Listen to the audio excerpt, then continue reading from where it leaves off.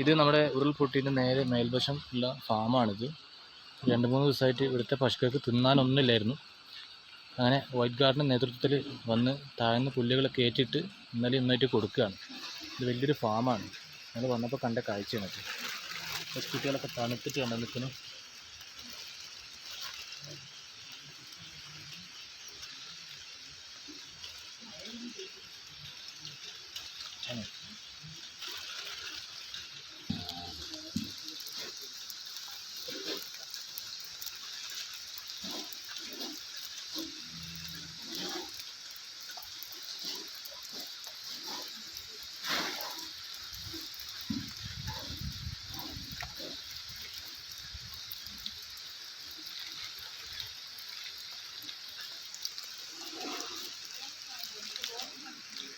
പത്ത് 18 പശുക്കൾ അതിൻ്റെ കുട്ടികളൊക്കെ ഉണ്ട്.